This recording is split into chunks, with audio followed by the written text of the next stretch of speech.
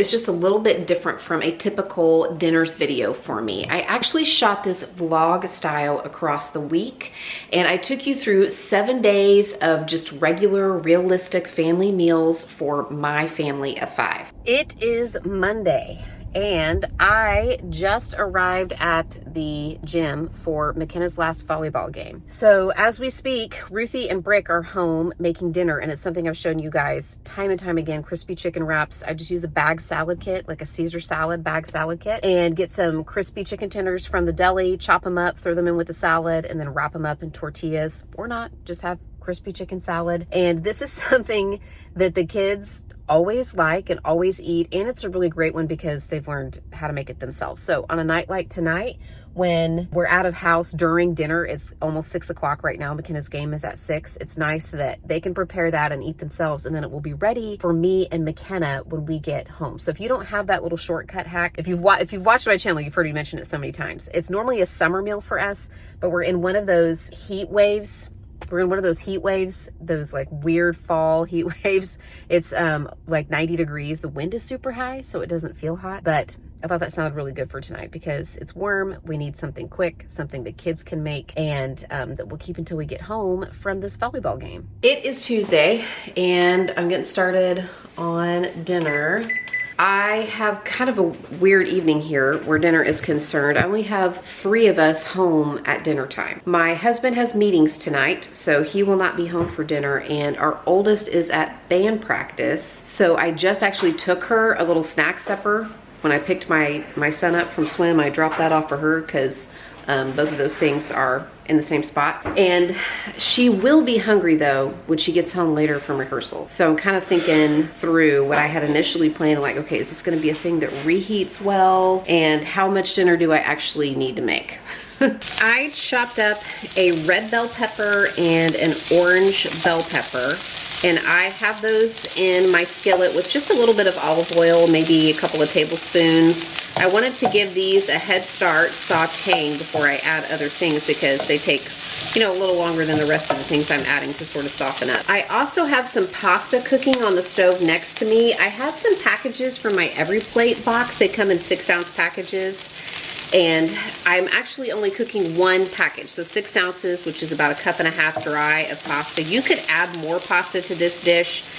You're adding it at the end, so if you wanted to make it, if you wanted to double that, if you wanted to make it a full pound, you absolutely could. I just decided I'd go heavier on the veggies and the meat since we're gonna have the blueberry muffins with it. I had 1 package of beef smoked sausage, and I sliced that up into little half coin size pieces, like I sliced it up into half moons, and that's going into the pan with the peppers now. I'm gonna stir that in and let that sausage brown up just a little bit, get crispy a little bit on each side. I'm adding just a little bit of minced garlic and 1 packet of this Sazón seasoning. And my pasta is almost done cooking next to me, but before I drain it, I'm actually gonna add about 1/3 to 1/2 cup or so of the pasta water. I'm gonna turn my heat down to low, and I'm gonna let that simmer for just a couple of minutes.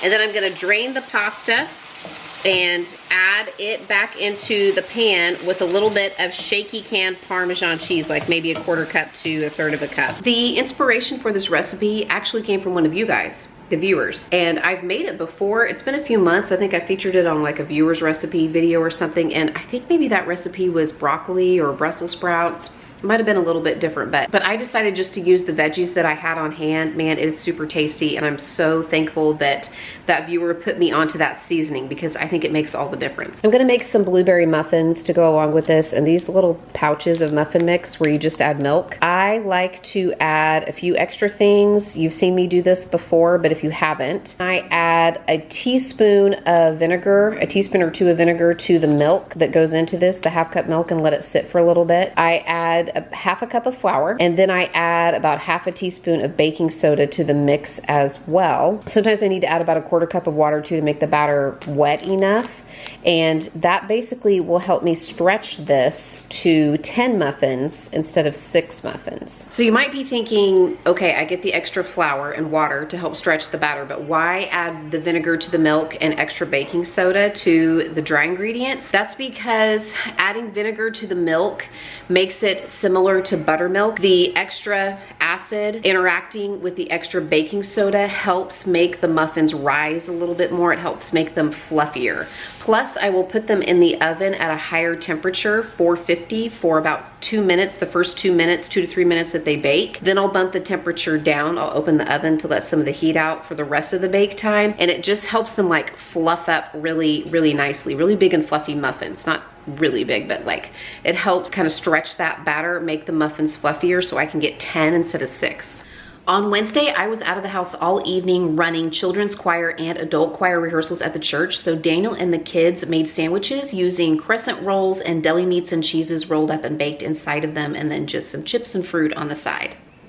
I want to take a minute to thank today's sponsor, Gab. Gab is the leader in safe phones and watches for kids, tweens, and teens, and now is a fantastic time to check them out because they're having a big holiday sale. It might come as a surprise to you, given what I do for a living, making content here on social media, that my husband and I are very strict about social media, screen time, and phones for our kids. Or maybe it doesn't surprise you. Not to mention what research is saying about social media and the way that it affects our teenagers these days. It's definitely something we want to be aware of as parents. And we really wanted our kids to treat phones as tools, not as toys. And that's why we waited until our oldest was 15, a freshman in high school, before she got her own device. Our 11 and 12-year-old don't have devices of their own, but we got this Gab phone for them to share, not to carry around everywhere they go, but just to have in case of emergencies so they can contact us from the house or take it with them someplace where my husband and I are not going to be and they may need to get a hold of us. This phone was built with safety for kids in mind. It can call us,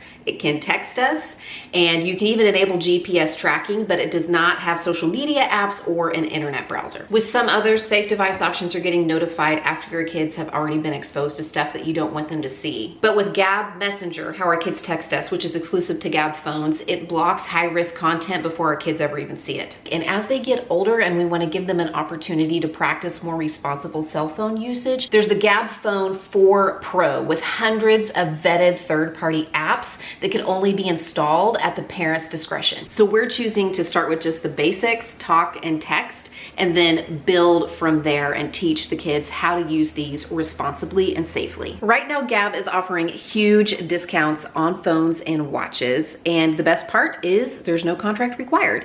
Just go to gab.com/cmindymom. Again, that's gab, GABB.com/cmindymom to get started. Gab.com/cmindymom. Terms and conditions apply.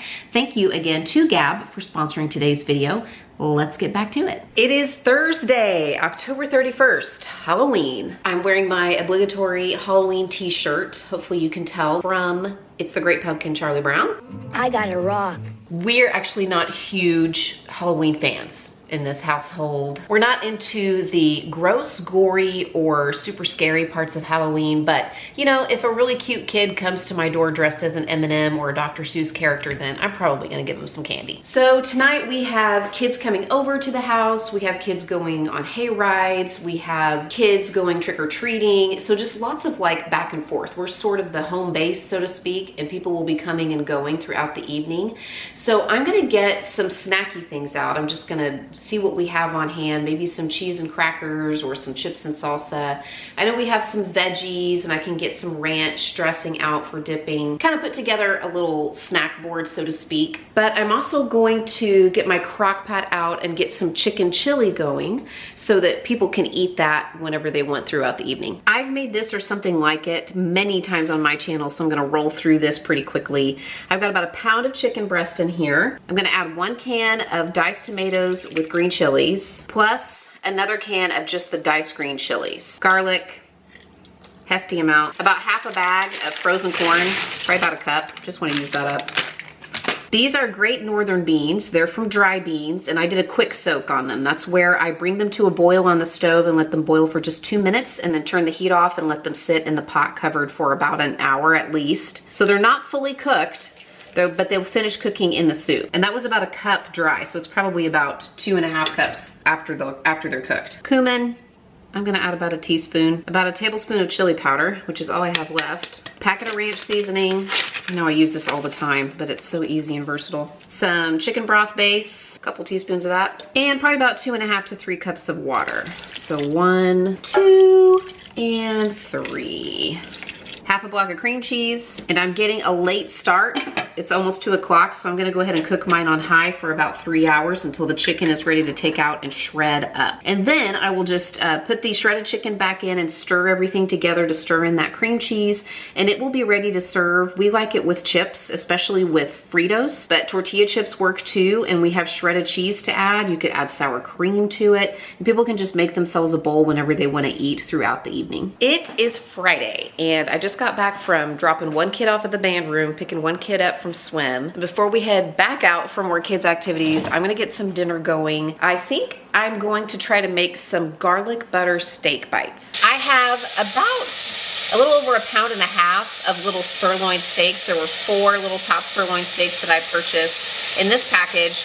I sliced them up into chunks, like a little bit larger than bite-sized pieces. I season them with salt and pepper and put them in a Ziploc bag and just let them rest in the refrigerator for about an hour or so. Now I am using my slow cooker that has a saute function. So I heated that up as high as it would go, and I am searing the little beef pieces on each side for just about a minute. So as soon as I start turning these over, I'm actually gonna switch the function to slow cook, so that the temperature will come down, because it doesn't take very long to get the sear, and it'll stay hot enough in that amount of time.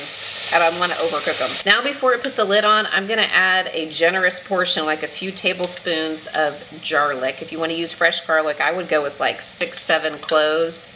Totally up to you, I guess, depending on how much you like garlic. I'm also gonna pour in about a cup of beef broth and a full stick, that's 8 tablespoons of butter, and I have sliced it up so that it'll melt really quickly here once we pop the lid on. I am putting mine on high slow cook function because I want them to be done in about an hour. The reason I wanted to try it this way is because I thought that searing the pieces on all sides would kind of help, first of all, lock in some of the flavor and keep the meat from getting so tender that it falls apart. But that slow cooking it the rest of the way, like cooking it the rest of the way very slowly, will help make it just really tender and flavorful and delicious. And in the meantime, I'm gonna get something going in the oven to go along with it. I used to absolutely love this barley dish that my mom used to make when I was growing up. It was my Grammy's recipe, I believe. But I'm actually gonna try it with couscous instead. So let me show you what's going in that. I have a small casserole dish. This is like a 1.5 quart casserole dish. How much is this? 2.5 quarts. 2.5 quart casserole dish. It does have a lid. You don't have to use a casserole dish, but you'll need to cover whatever dish you decide to use. Into that, I am putting 1.5 cups of my couscous.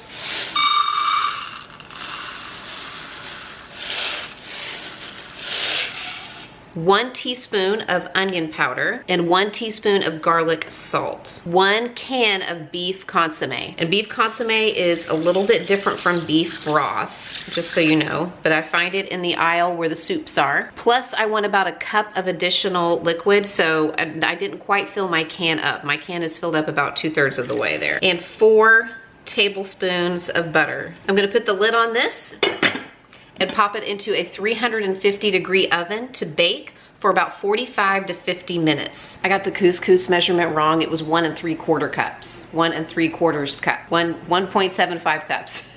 So I added an extra 1/4 cup in there before I popped it in the oven. The steak bites turned out pretty good. I wish they were just a smidge more flavorful. They're definitely better than when I've just made them on the stove in the past. I like that I finished the cooking with the slow cooking process, but maybe I would use less broth next time and just let them mostly cook in the butter. The couscous turned out fantastic. It actually cooked a little bit faster than the barley from the original recipe, so I could probably get away with just 30 minutes and then taking it out of the oven and just leaving it covered for about 10 minutes. And And then I have some green beans here on the side. These are just steam in the bag. Green beans, you throw them in the microwave. I make them the same way every time with a little bit of breadcrumbs and Parmesan cheese tossed in there after they're cooked. And that is dinner tonight. It's actually Sunday morning when I'm filming this because yesterday, Saturday, was kind of crazy. We were at a band contest most of the day with our oldest. And if you know anything about marching band, typically they do prelims earlier in the day and all the bands march their show, and then they announce some awards and some finalists, and then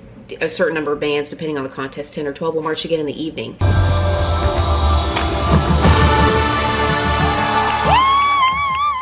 Well, they canceled the finals performances because of bad weather that was rolling through, which actually did roll through last night. We're all okay, but everybody's a little bit tired and feeling like we're not really any better off for falling back, getting the extra hour of sleep. But all that's to say, the plan for dinner on Saturday was to, you know, grab something at the contest or, you know, between prelims and finals or something. We ended up coming home instead, and we're home around 4 o'clock, so we picked up takeout from a local chain called Louie's. Just picked up some chicken tenders and some pizza and kind of, you know, enjoyed a quiet evening at home. At least quiet for a little while until all the rain came through. It is Sunday and I am changing up the dinner plan a little bit. Since we had kind of a heavy takeout dinner last night and we've all been like eating our weight in Halloween candy around here, nobody's feeling anything, you know, super heavy for dinner. I planned to make some kind of pasta dish with ground beef, but instead I'm just gonna heat up a couple of different kinds of soup. Probably make up like some garlic toast or something to go along with it. It's very rainy and stormy out. It's dark, so this is definitely gonna hit the spot, especially after a few days of indulgences. So I have a big can of chicken noodle and then I have 2 cans of vegetable beef. And what I like to do with the vegetable beef is add a brick of ramen noodles to kind of stretch it a little bit. And I don't know, I just like to eat it that way. I think I've mentioned it that way before, but we'll have 2 different kinds of soup and some kind of bread or grilled cheese or something like that to go along with it. And that will be it. That's it. That's all I'm doing this Sunday evening. Just super easy, phoning it in. So if that's something that you have to do from time to time, I am right there with you, friend, okay? Right there with you. And there you have it, a week of realistic dinners for my regular family of 5. Thank you again for watching. I hope you got some ideas from this, and don't forget to check out today's sponsor, Gab. They're linked in the description box below.